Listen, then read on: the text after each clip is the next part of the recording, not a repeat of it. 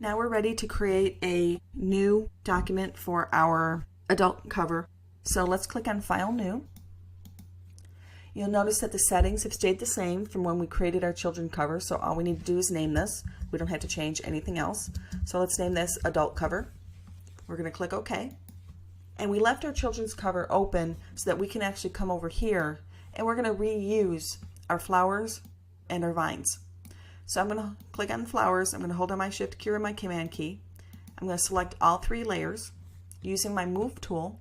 I'm going to click and drag from the canvas up to the Adult Cover tab and then bring my mouse down and release. I'm able to put into my document those same layers, and you'll notice that they're still in the same order, and in fact they've got the same names and everything. So I'm going to reuse those.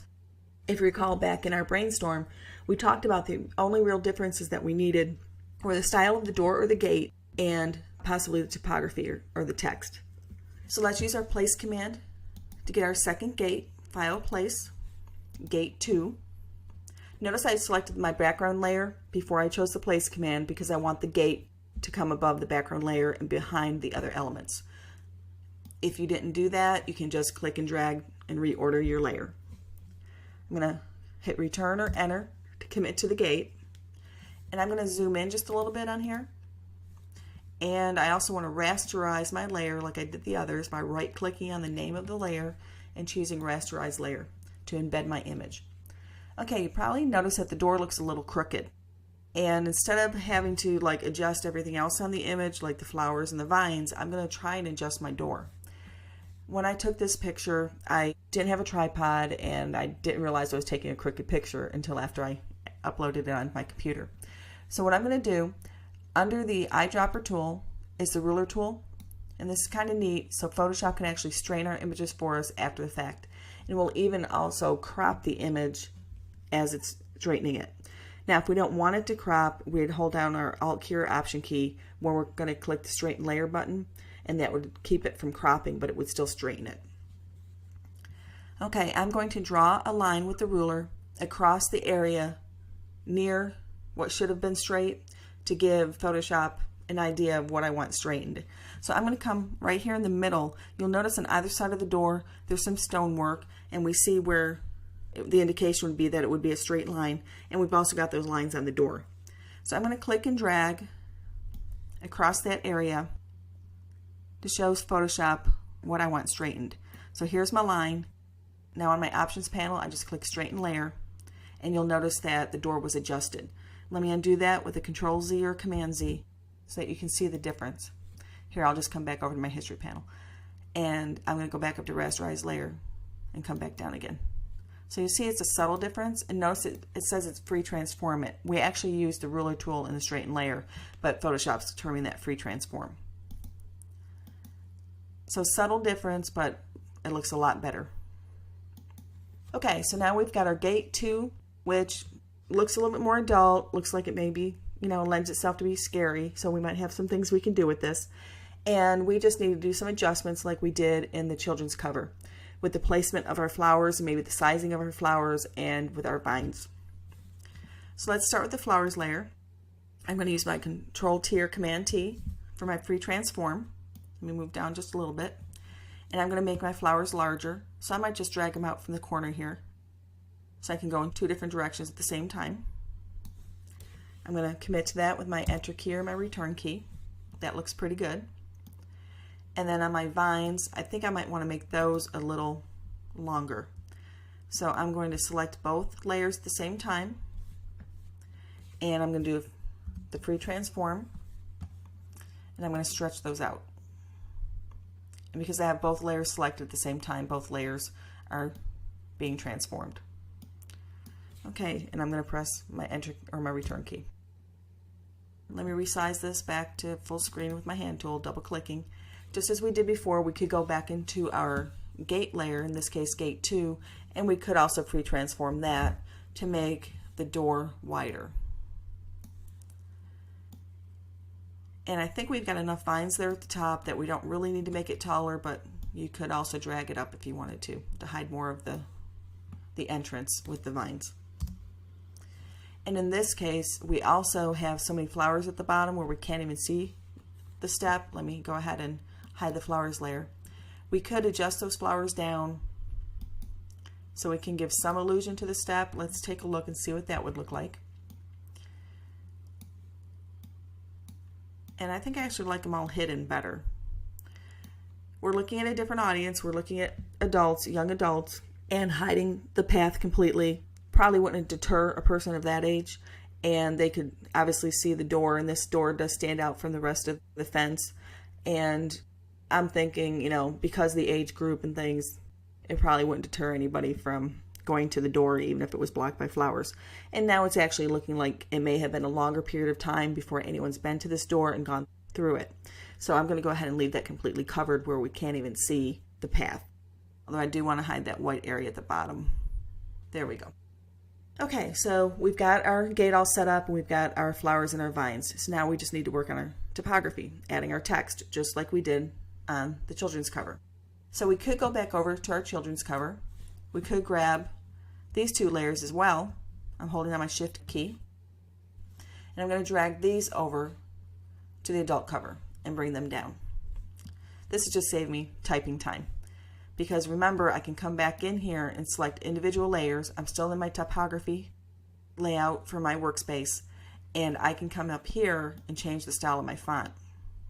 Now you can work from the character panel, or we can also select the type tool on the tools panel and work from the options panel or the options bar. I'm going to go ahead and use the drop down menu for the font on the options panel so that we can see the whole thing and I don't have to worry about anything being cut off for you. You of course can use the character panel. It's the same thing. I'm going to click on my menu and we want to look for something that would be a little bit more ominous or scary to change the feel of the book.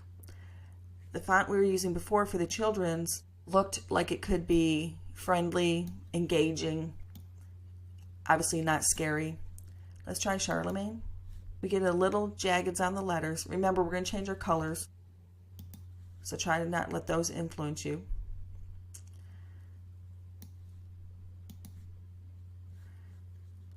That doesn't make it either. That just, it looks almost like an invitation. Now, an invitation style wouldn't be bad if it was something that looked more like a Halloween invitation where you'd have a scarier font, but not something that would look more like, you know, going to a wedding or a birthday party. Okay, that doesn't work. Okay, this one here at the bottom, Vijaya, that might work. Let's take a look at it. And we're going to go ahead and change our colors. So we want something a little darker. I'm going to click on my color. And I'm going to go to maybe to a brown color. And right now it's being hidden by that stroke, so let me expand my styles. Those came over as well when I brought them from the children's cover. I'm going to double click on stroke. And let's first just turn off the drop shadow on the stroke. And we can see what the brown letters look like with that font. I'm going to select stroke. This one obviously has to be thinner and on the outside because of the size of the font. And for a color, I probably want to go with something bright. So maybe I can click on my color picker and come down here and get that pink from the flowers. And let me click OK. Oh, that looks a lot better. Let me even go to a little thinner on that. Maybe get down to a 2. There we go. Looks a lot nicer. And on my drop shadow, I'm going to change that. Oh, it's already looking brown. That works for me. We can maybe go a little deeper. That looks like maybe a maroony or reddish brown. And I'm going to click OK. So that actually looks pretty good. Let me adjust that on my door. We could probably go larger than this, or maybe even we could change so that it's not upper and lower case. Over on our character panel, you see these rows of T's down here. And you have an option to add a faux bold, make it a little bit thicker. That makes it a little bit more legible. Remember, we're thinking of our design principles as well. Our contrast, repetition, alignment, and proximity. Proximity is already taken care of when it comes to our placement of our title, and we can leave that in the door area like we did on the children's cover. And to work on contrast or emphasis, let's try and go over here and let's choose the one that changes it to all caps. That's the third set of T's. It's a double T there. And that, I think, makes it look a little nicer. I'm going to turn that off and turn it back on. And to me, that looks a little bit more bold. It stands out more. And I usually am not a person that really likes all caps all the time, but it seems to work in this case. It certainly looks a lot better than not having the all caps, especially for the style and the audience that we're going for. Now you also have the option up here on your character panel where you can set the leading. The leading lets you adjust the distance between the words. I believe our font size was around 72, so if we chose a lower number than that, you can see where we start to reduce the spacing between the words. And when it's on auto, it's going to do it based on the size of the font, so that spreads them out. We also can change the height of our letters. So let me try 150%, and you can see how that stretches the words out and the height of the letters. And we can even make them wider if we wanted to. And I think I'm probably not going to do that because I don't want to go wider than the door. Let me adjust this again, and I am a little wider than the door. So let me try turning off that faux bold. And actually the faux bold being off makes the letters look a little bit more on a scary style than when they have the bold on them. And let me go ahead and change the height here manually. Let's try 86 to stretch out the distance between the words. And that looks a lot better.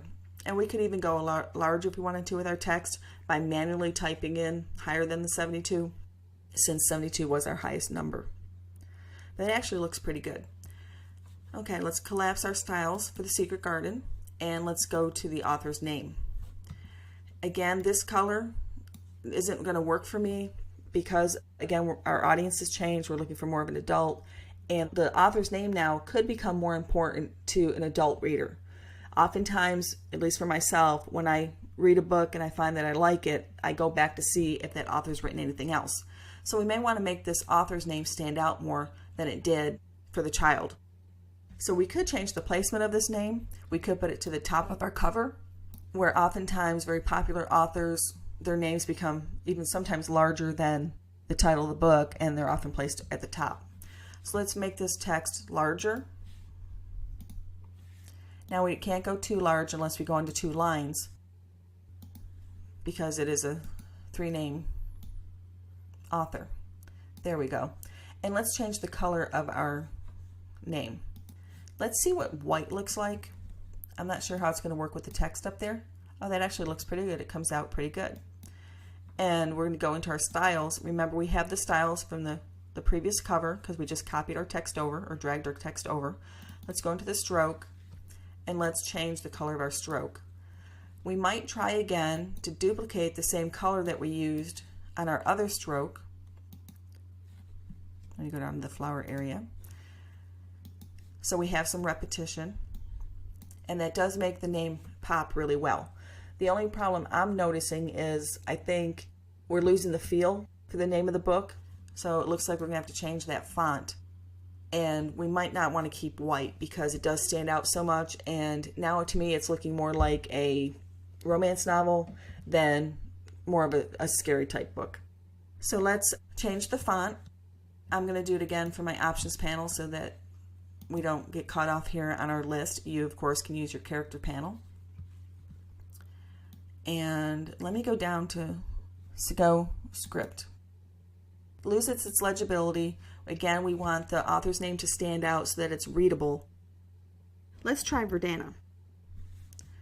And again, because of the font, the size became too large, so I'm going to try that.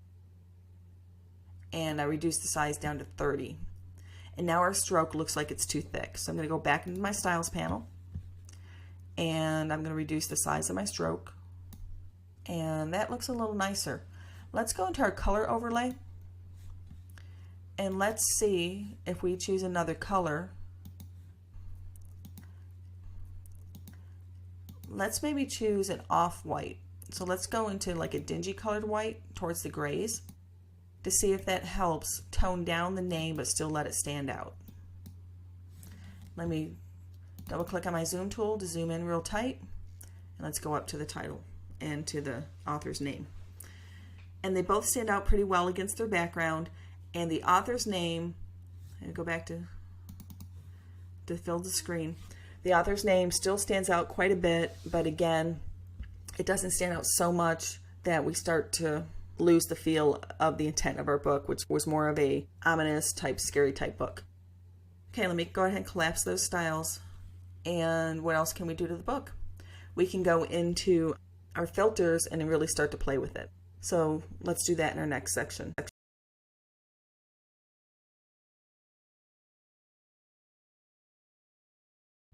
The last thing we're going to do is we're going to apply a filter to the adult cover, again to work on the style of the cover to give us the mood or the intent of the book, which is more of a thriller, scary type novel. We want this to just apply to the graphics, not to the text. So I'm going to hide the text layers as well as the background layer, and I'm going to click on flowers. So what I want to do, and we've done this before, is I want to combine those layers into one layer and leave the other one still intact in case I ever want to go back and edit. So I'm going to press Control, Alt, Shift in the letter E, or Command Option Shift E on the Mac, and now I have them combined into one layer. So if I hide the ones below it, you'll notice that the picture is still there, but now it's all compressed into one layer. I'm going to turn my text back on.